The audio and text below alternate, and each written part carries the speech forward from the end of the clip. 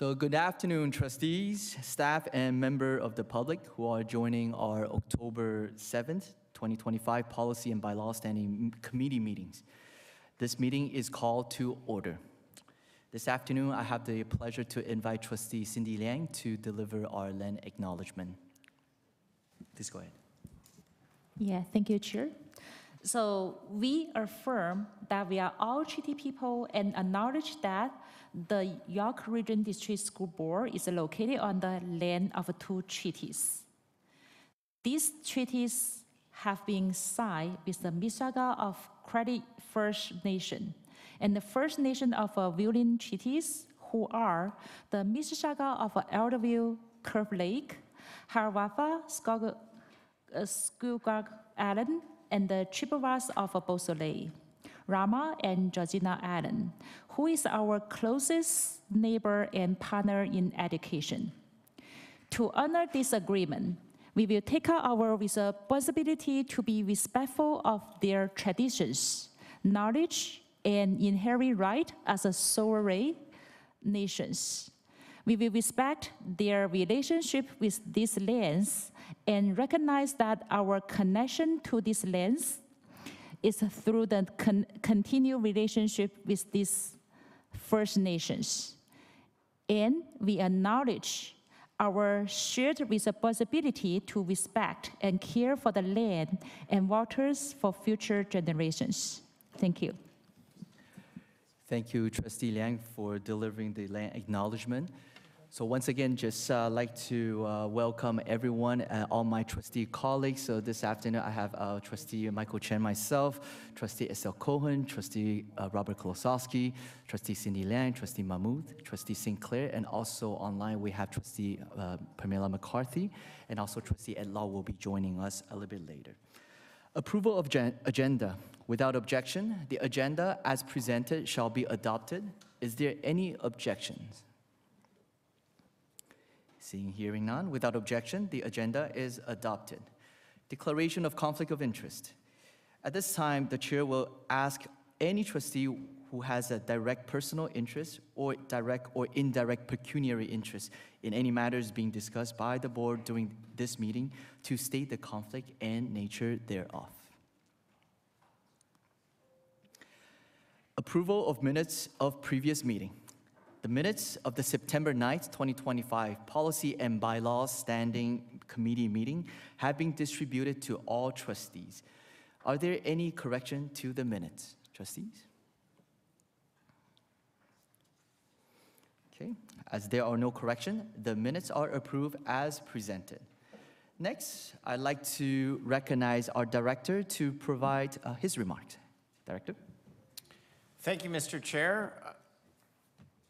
Thank you, folks. We have a number of policies for you this afternoon for review. For first review, the Policy 422 Facilities Partnership, and Don Adams will lead us through that. And then for second review, we've got Policy 129 on donations, Policy 235 on environmental responsibility and outdoor education, Policy 676, school fundraising and administration of school-generated funds, and Policy 680, student transportation. So a number of policies for consideration and discussion, and staff look forward to the discussion, Mr. Chair. Thank you. Thank you, Mr. Director, for the heads up. Delegations, there are no community delegations before the committee this afternoon. So we'll move on to the policy for first review. First, we're going to look at Policy 422.0, Facility Partnership. The chair would like to recognize Policy Officer Alden Torres to share the policy for first review. Alden? Thank you, Chair. Good afternoon, trustees. Today we have Senior Manager, Property Development and Planning Services, Don Adams, to share updates to Policy 422, Facility Partnerships. This policy is due for first review and was last reviewed in 2021. This policy here outlines the process by which the board endorses and encourages facility partnerships with partners that meet the board's partnership criteria in both new and existing schools. To give you a quick overview of the policy, it reinforces the board's commitment to the stewardship of board resources and student achievement and well-being by ensuring innovative physical environments and demonstrating professionalism and accountability for high standards of practice in all board operations. We collaborated with staff to review and made minor changes to the policy. As part of this process as well, the Education Act was scanned and no updates were found and identified related to this policy here. If approved by the committee this evening, this policy will be posted as a working document for 6 school months to gather public feedback. And with that, I'll pass it over to Dawn for any additional comments. Thank you and good afternoon. The policy itself had very minor changes, more just wording changes to clarify. The real change was in updating the naming of our current partnerships that we look for. So bringing them more into a current mode of naming. And really, other than that, the policy was in good shape. Happy to answer any questions. Thank you, staff, for the update. Members, once again, the chair would like to remind everyone that the question must be germane to the policy. Are there any questions? Please, you may raise your hands or online. Trustee Mahmood, you may go ahead first. Thank you, Mr. Chair. Clarification on this. So now we are partnering with some of our schools, especially at least one is going to be co-located with the other school board. Do they fall in the same category of partners as well, or is it something different in arrangement with them?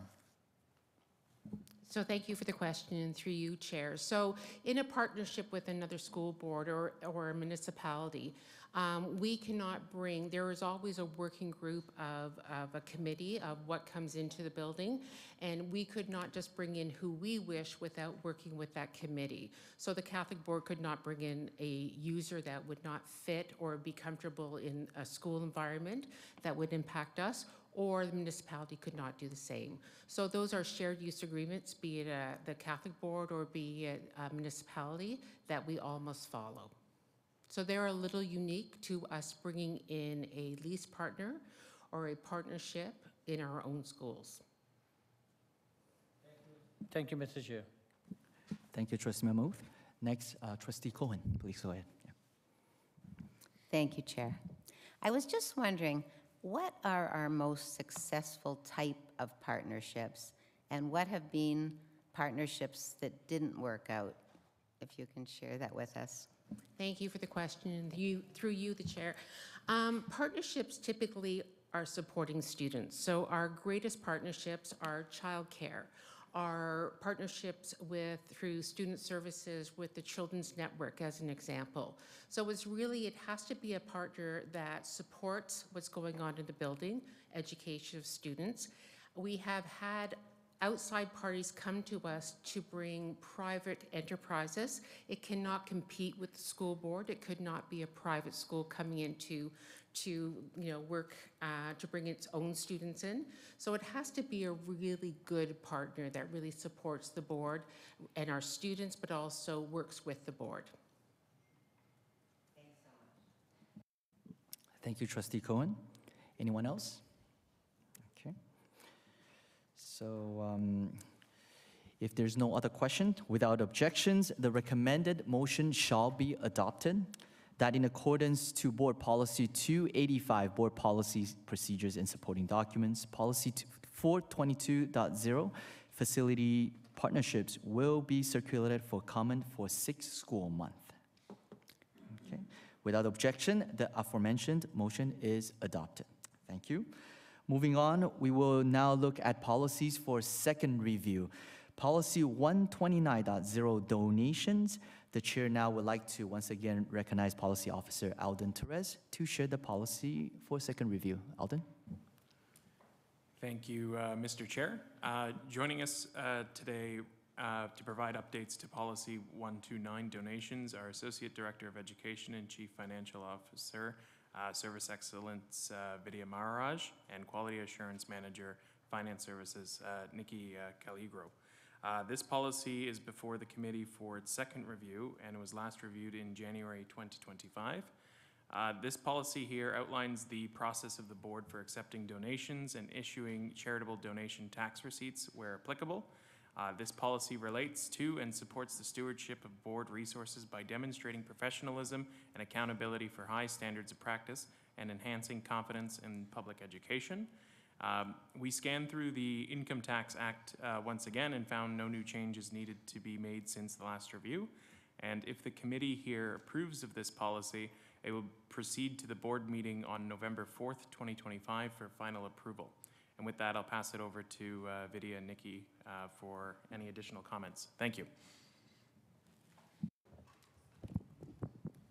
Thank you. No additional comments, Mr. Chair, but happy to take any questions trustees may have. Thank you very much, staff. As trustees, do you have any questions that you'd like to ask? Trustee Mahmood, please go ahead. Thank you, Mr. Chair. To you, a couple of clarifications. One is, how do we see this, any changes to this policy in view of, we announced earlier, we are establishing, I forgot the terminology, we're establishing an arm or a body which will be, it's been officially announced, right? I'm not breaching any confidentiality. It's a separate legal entity as a charitable foundation. Right, foundation. How do we see this policy being impacted, or do we need to make any adjustments to this policy in view of that? Thank you for the question, and through you, Mr. Chair. The foundation will have its own policies under which it will operate. The board's policies will remain separate and distinct. This would still allow parents and community members to donate to schools. If they choose to donate to the foundation may have a more system view where those donations may not be earmarked to a specific school, but rather to specific program areas, for example, or they may be more general donations, is what I would anticipate. In terms of issuing charitable receipts, et cetera, accepting gifts in kind, that the policies that we will create for the foundation will very closely mirror those elements that we see in the board's donation policy, but there will be two separate and distinct policies. So we will not need to make any changes to the board's policy as it exists. Thank you. So just as a follow-up, so I'm sure we will get more clarity on when we get there. How would the two entities will work together? So let's say the donations are accepted by the foundation, how would they be transferred over to school board as a donation? Or they will just be operating separately at their own, and then we'll be able to just be a recipient of that, right? Through you, Mr. Chair, we would anticipate that the two organizations, for the most part, would operate separate and distinct. The reason we are in the process of establishing a separate foundation is the fact that school boards, by their very nature of being funded by public tax dollars, are often precluded from applying for certain grants, including provincial grants. So by having the foundation, we'll be able to apply for that. In terms of how, and you can see in the upcoming school fundraising policy, which is further on in our agenda tonight, we are constrained as school boards as to what we fundraise for and how we use those funds, because the ministry's own fundraising guidelines steer school fundraising away from things that are funded through the core education grants.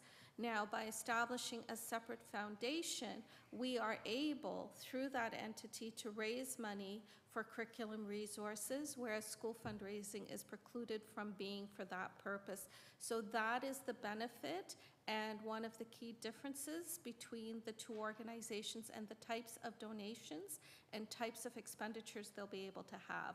We will have far more flexibility through the foundation than we do through school fundraising, if that makes sense. That makes perfect sense. Thank you. Thank you, If- Trustee Ramu, for If the you question. allow me to have a second question, if the time Yeah, allows. yeah. Okay, thank can you. do- Just curious to, I know that there's a donation in kind is one of the category where we can receive donations through you, Mr. Chair.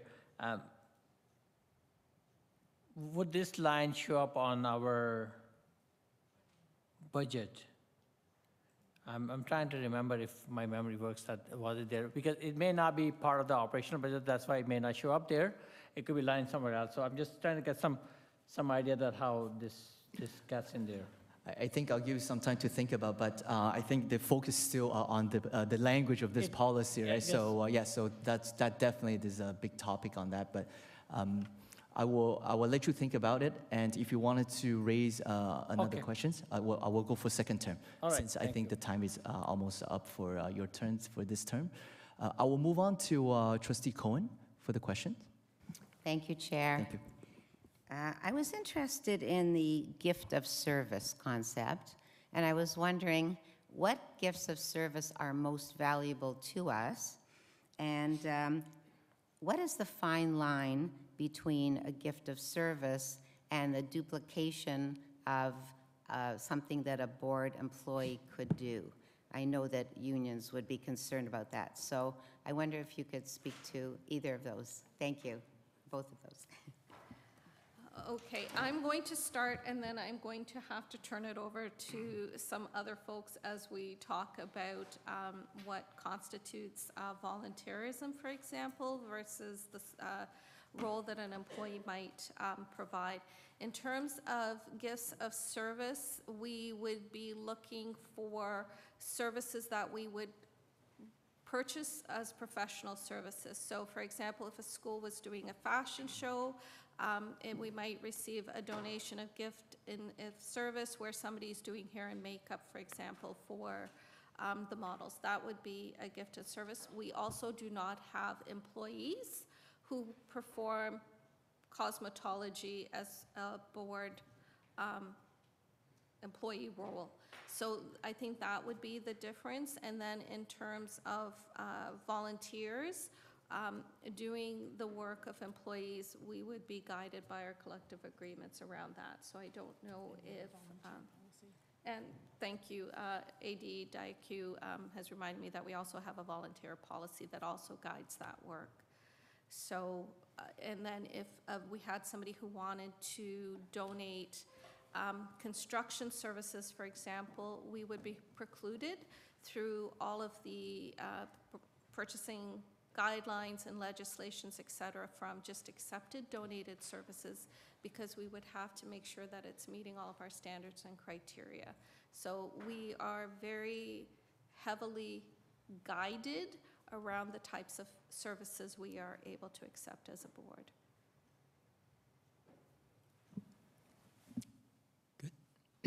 Thank you.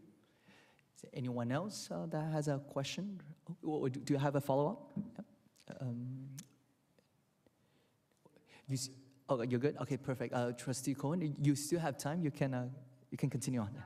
Chair, it's not a follow-up, it's another question. Oh, another question? Well, you still have remaining time to continue. That's fine. Yeah, go ahead. Thank you. Thank you. Just a quick little question.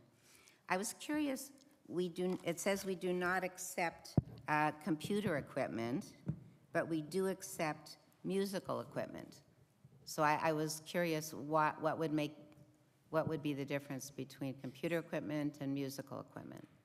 Because I know we have a need for computers in our board, and especially for children who can't afford their own, maybe we could, but anyway, just curious. Thank you. I'm going to ask Comptroller Legault to respond.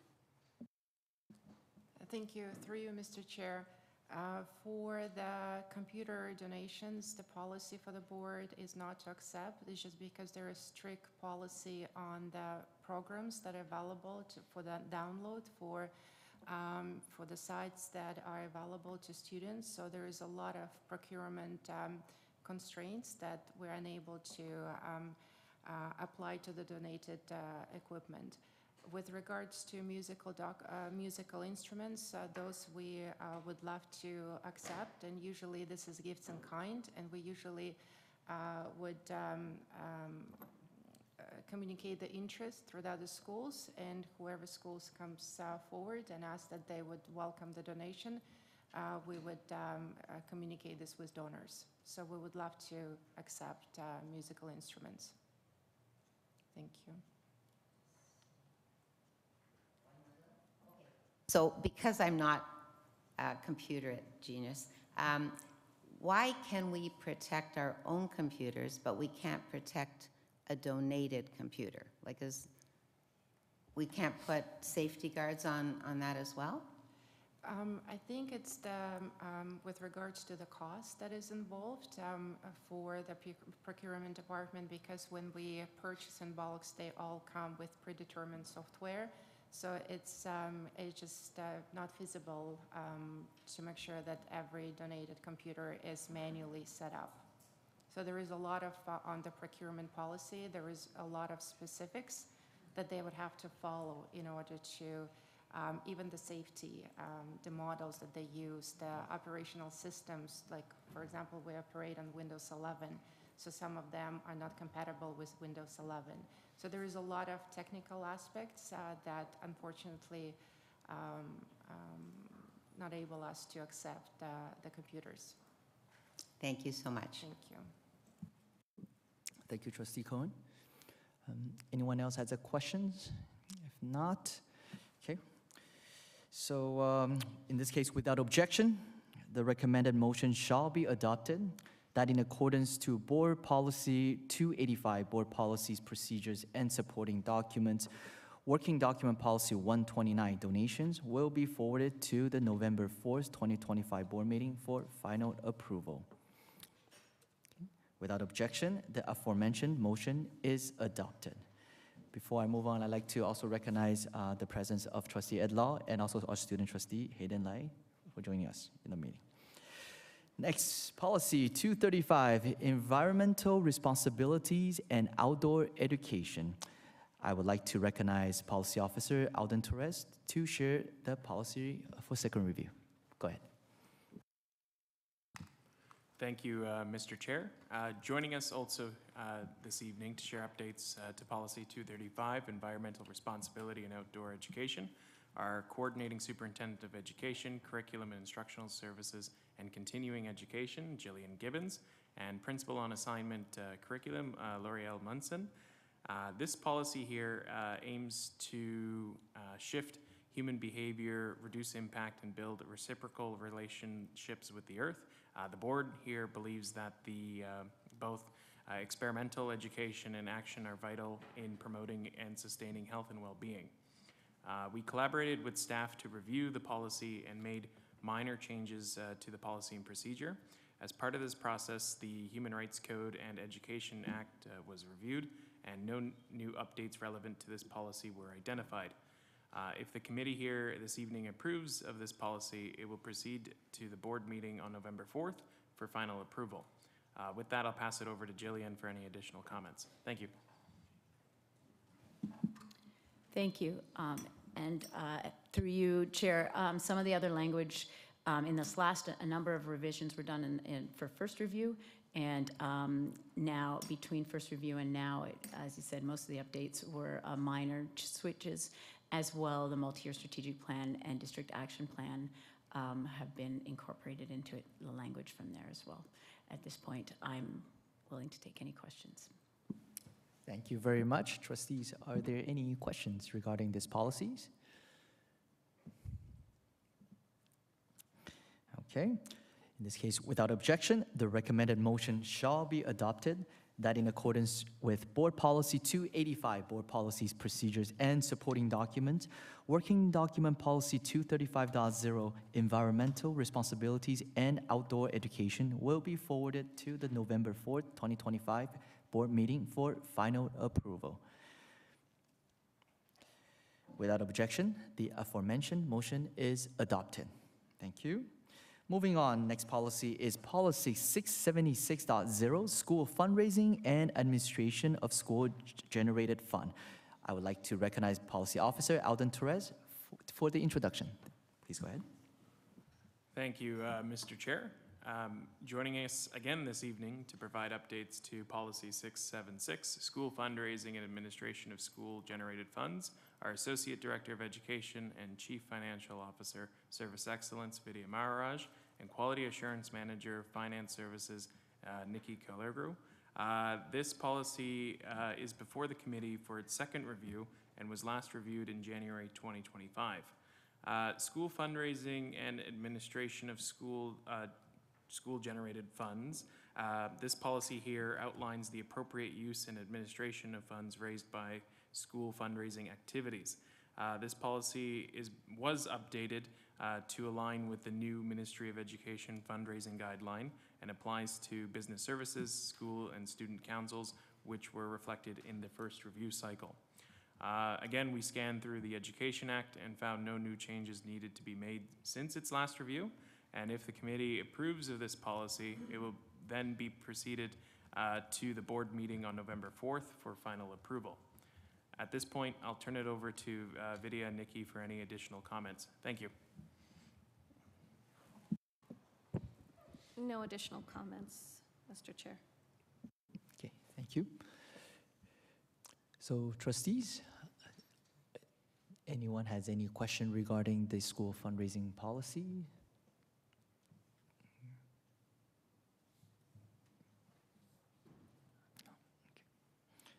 Okay, so in this case, without objections, the recommended motion shall be adopted, that in accordance with Board Policy 285, Board Policies Procedure and Supporting Document, Working Document Policy 676.0, School Fundraising and Administration of School-Generated Funds, will be forwarded to the November 4th, 2025 board meeting for final approval. Okay. Without objection, the aforementioned motion is adopted. Thank you. Next, we are going to look at Policy 680, Student Transportation. Once again, I'd like to recognize Policy Officer Alden Torres for the introduction. Please go ahead.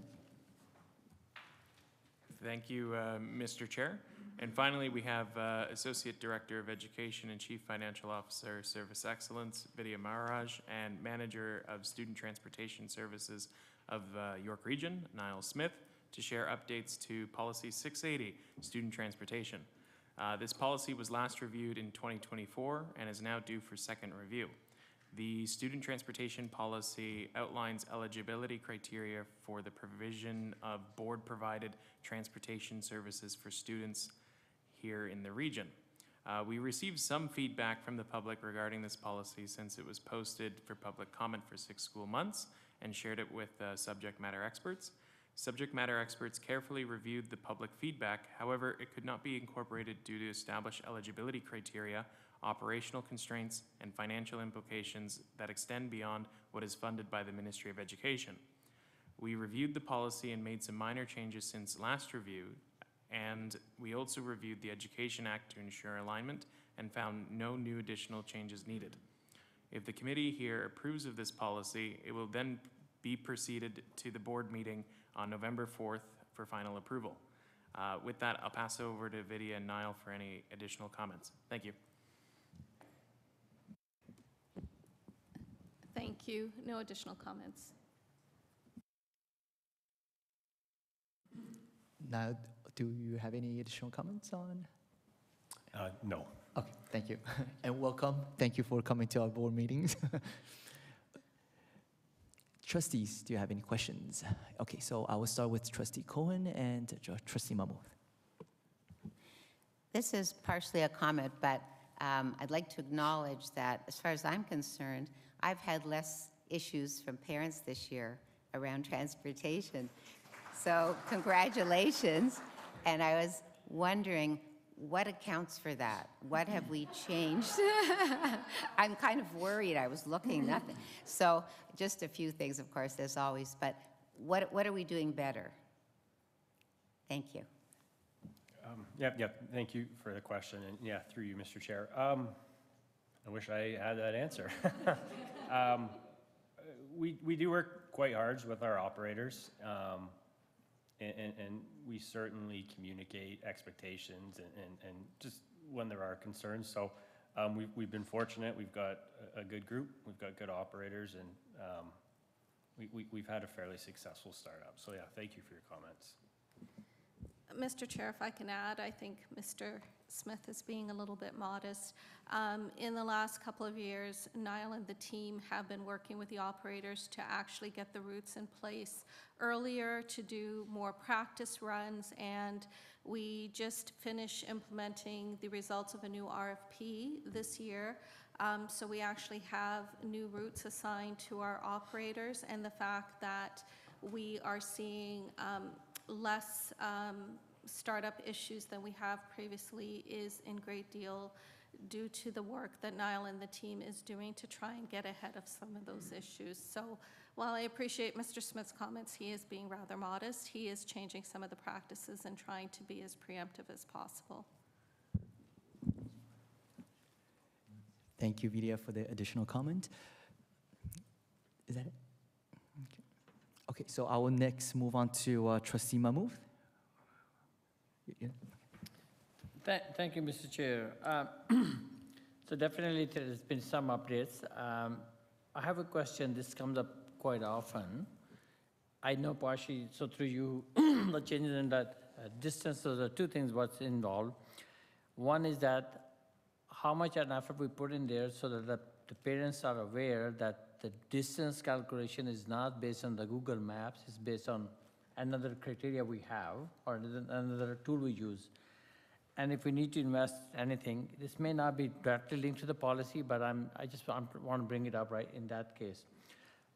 My actual question was going to be on the policy. If the two siblings living in the same household, of course, but are in different grades, do we still apply the formula on both of them separately or the one way? Like one gets or don't get, both of them don't get it? Because that's a question that has come up recently, which I was not aware of that, so. Yeah, thank you for the question, Trustee Mahmood, and through you, Mr. Chair. So how we do measure, yes, it is outlined in the policy. So we use our routing software and we measure from property edge to property edge. And that is outlined in the policy. In terms of application of policy, it is applied to each individual student. So depending on their different grades, they would both have the policy applied to them specifically, not as a family as a whole. Okay, I mean, you know, that does pose some questions by the parents, of course, you know. How you want me to drop my one kid myself and then another kid can get the bus and this and that, right? So, but that's policy is a policy, right? That's what we have it here for. Other things which do come up, and then again on the policy and the distance thing is same. Why my neighbor gets a bus and I don't?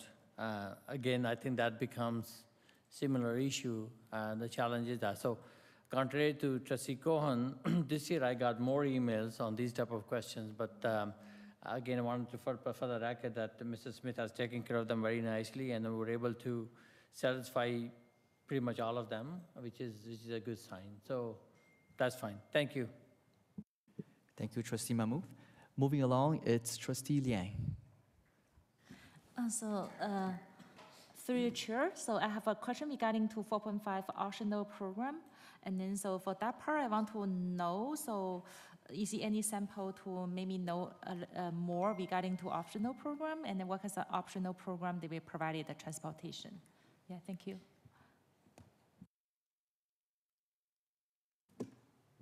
Through you, Mr. Chair, an optional program, for example, would be the IB program. And what we do on the forms, for the application forms, it does say on there that if you're attending an optional program that's outside of your home school, that the family is responsible for providing transportation. And the reason is implicit in the ministry's transportation funding formula is the assumption that students will be attending their home designated school. So when we have students who are traveling across the district, for program reasons, the ministry's funding formula does not provide funding to the board to provide busing in those circumstances. And for that reason, our policy follows what's in the ministry's funding formula by saying if a family is electing to attend a school outside their attendance area or for optional programming, that transportation is the responsibility of the family in those circumstances.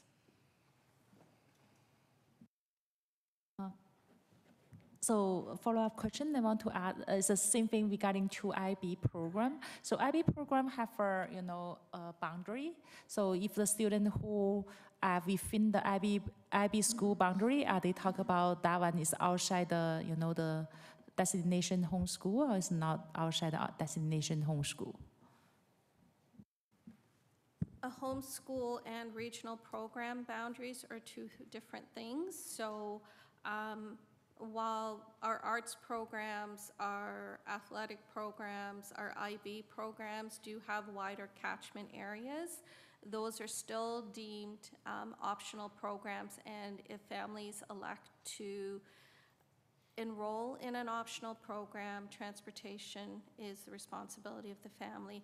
If we were to offer transportation for students in optional program, we would be overspending our transportation allocation, which means we would be pulling money from other program areas in order to support transportation. Thank you, Trustee Liang. Moving along is Trustee Sinclair.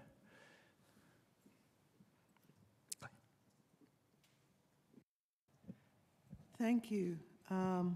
I'd also like to ditto what my learned colleague Estelle said about the busing. However, there are still a couple of issues that we could improve on to make it even run smoother so we don't get any phone calls. That'll be the best. How well in advance or how often do we inform parents that all of a sudden my child is now going into grade 4 and you ain't getting no bus, and your brother in grade 2 is getting the bus but you are not? How often do we, because what I got was a lot of petrified parents who didn't know that this was happening and nobody told them. And so I wonder if, how often are we informing the parents? And if we're not, how can we do it more often?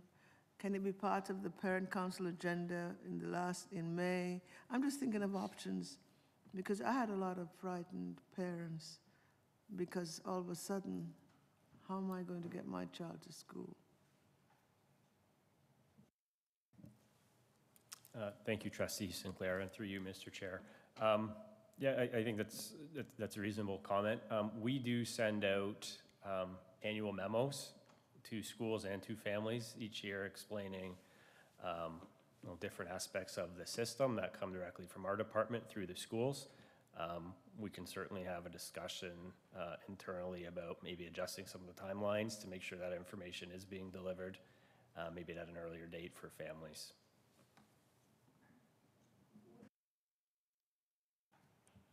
Even if the school could have a parent meeting, I just felt really sad for many of the parents because they genuinely didn't know. Mind you, they all say that. But if we at least know that we've done our very best to inform them. So have a parents' meeting at the end in May or June about busing. And I can guarantee you parents will show up because they love busing. So just something just to have that communication more out there. I think it will be very helpful and it'll avoid a lot of phone calls ahead of time. Thank you.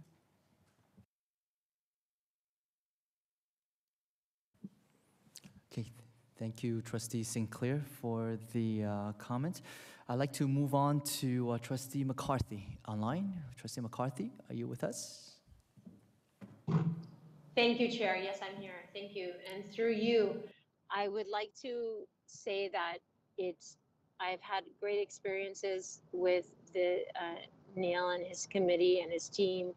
If I've ever had any issues, safety related, a parent has brought to their attention, they take care of them very quickly, and it's much appreciated. So I would like to acknowledge that and all of the the wonderful work they do with the partners as well. So it's kind of been talked about a little bit already, but I just wanted to get one more bit of clarification. That's an excellent point regarding the notification to the parents that won't be getting the busing. Somehow, yes, let's make it a little bit more clear. And that's the thing that comes up the most is one child qualifies for busing and the other one doesn't. And I know that's a budget constraint, but it is really stressful for the families. So is there any suggested remedy for that, or is that's just the way it is and it's a budget constraint and that's the end of the story? And the second issue that I get a lot is I have someone who's 9 years old, has to now walk 45 minutes to school by herself, and she's this little thing, and it's just too early for them to be riding alone. And again, I understand it's a budget, but have we ever thought about extending that even one more year, or is it just comes back to budget? And I wanted to think of remedies for that. I was a neighborhood watch or something like that the school can get behind, or the parent council can get behind and get the grade 8s to walk the younger kids to school somehow. And I know that's not bus related, and I know that that's not germane to the topic, so don't get me in trouble. But just back to germane to the topic has it ever been looked at to extend those limits? Thank you, Mr. Chair. Thank you, Trustee McCarthy. Staff, please go ahead. Niall and I are looking at each other. So yes, there is a cost if we decide to extend the grade 1 to 3 walk distance to grade 1 to 4. It would, again, put us outside of our transportation spending envelope, which means we're pulling money from other areas. In terms of things that schools do, we do have an active school transit position that works with our schools around creating safe walk-to-school zones. We know that in our conversations with schools that our administrators work really closely with families around looking for supports in the community, whether it's a walking school bus or other initiatives to try and support. Where we do have families where their grade 4 student is having to now walk to school. So there are things that are being done, but honestly, Trustee McCarthy, it does come down to trying to stay within our transportation funding envelope and mirroring the distances that are in the ministry's own transportation funding model. Okay, thank you. I figured as much. I just wanted to get that clarity. And also, so just to be clear one last time, Mr. Chair, is it okay if I just do a clarifying question? Yes, you still have 1 minute. I don't know what my time. Okay, so we just mimic what the ministry is prescribing. Is that correct? We just word for word, whatever their distance is, we mirror that. Is that correct? We actually have a richer JKSK model than what's in the ministry's funding. We have a shorter walk distance for our JKSK, and because we do that, we have longer parameters for our secondary students. So in order for our youngest students to give them the shorter walk distance, we're able to do that by where there is public transit available, our secondary students take public transit. So we don't mirror the funding formula exactly. We as a board historically have made a decision to give our JKSK a shorter walk distance. Okay, I appreciate that clarity. Thank you. Thank you, team. Thank you, Mr. Chair. That's it for me. Thank you, Trustee McCarthy. I have Trustee Mahmood for your second question. Thank you, Mr. Chair. Just through you, I think I made an assumption. I just wanted clarity on that. So through you, so this policy change, I hope that it's applying to both, because we are in the consortium, so it applies to both York Catholic and York Public at the same time. Is that assumption is correct? Please go ahead. Yeah, thank you for the question, and through you, Mr. Chair. So the Catholic Board does have their own separate transportation policy. I will say the two boards do work together and have very similar policies. There's a lot of alignment. There are some minor differences between the two policies, but yeah, they do have their own separate transportation policy. Okay, thank you, because that explains, sometimes we do get remarks where the kids on the Catholic school board can go and why I can't go, so now I see that there may be small slight differences, so thank you very much for that clarification. One comment, if we ever think about that, that again may not be germane to the policy, but then ever decide to go with that proposed meeting with the parents, for example, before the end of the year, your kid is not gonna get a bus next year, make sure you get a new car or whatever you need to do, all right? If trustees can be there as well, if we still be here by the time you guys have that, we'll appreciate that presence as well. Thank you.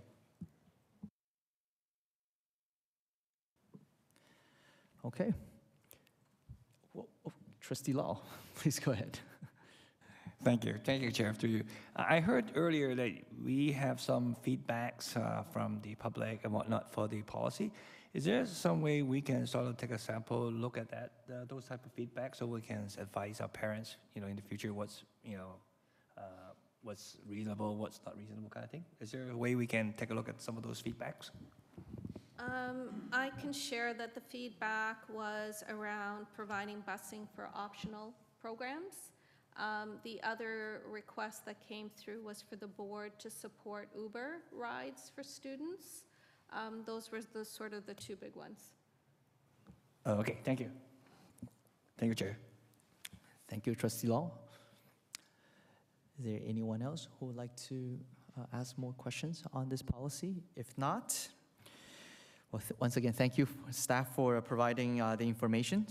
So without objections, the recommended motion shall be adopted, that in accordance to Board Policy 285.0, Board Policy Procedures and Supporting Documents, Working Document Policy 680, Student Transportation, will be forwarded to the November 4th, 2025 Board meeting for final approval.